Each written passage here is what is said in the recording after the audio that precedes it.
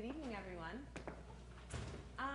So when I got into Harvard and I got into the Prevention Science and Practice program, people would ask me, what are you learning in that program? And after a couple of weeks, what I came up with was that I'm going to become a superwoman, and all the men are going to become supermen. Because what we do is we prevent all risks from happening to children and youth. In this presentation, I want to introduce to you a key framework that we use within prevention science. It's called the theory of change. But what I want to posit is that there are two elements within theories of change that a lot of us underutilize or don't even know exist within this framework. So let's start by going over what exactly a theory of change is. So plain and simple, it's an opportunity for you to lay out essential aspects within an innovation or an intervention or a program that you want to create. So it's an opportunity to say what activities are in your program. You can basically lay out the impact that you plan on having. You can talk about the resources or the inputs, so what we know as people, materials, time. It takes many different forms. As you can see, it can also be a statement. So what are these two aspects that I'm talking about? They're assumptions and they're problematic linkages. So assumptions are exactly what we think they are. They're conjectures that we make, hypotheses that we may have. They're basically assumptions that we make when we want to create an intervention that we want to take into account because we're creating something based off of what we think we already know. It's essential to make sure that you're marking these assumptions because you never know where you may have gaps in the information. And being able to actually know what your assumptions are allow you to address those informational gaps. Secondly, problematic linkages are simply correlations that are being made between either two activities or an activity and the output that we expect from that activity. The reason why I'm bringing this up is because it's a perfect opportunity to address possible unintentional consequences that we may have within these theories that we create.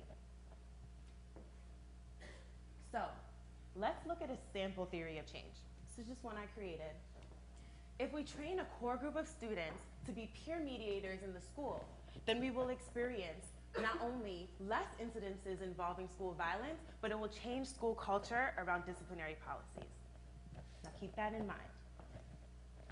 Some major assumptions that we're making through making this theory of change statement is that students want to be involved in quelling the violence. They have the ability and they're the best avenue to try to change school culture around these disciplinary policies.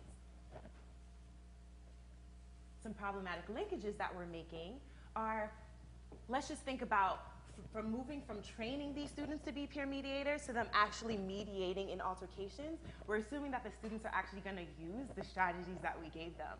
We're also assuming that they're going to have a positive influence on their peers. So what's essential is that we're actually looking at exactly what we're doing and then bringing them to light. We need to address these gaps that we may have within these theories of change that we're creating. And through addressing those gaps, we can possibly create extremely successful interventions and programs.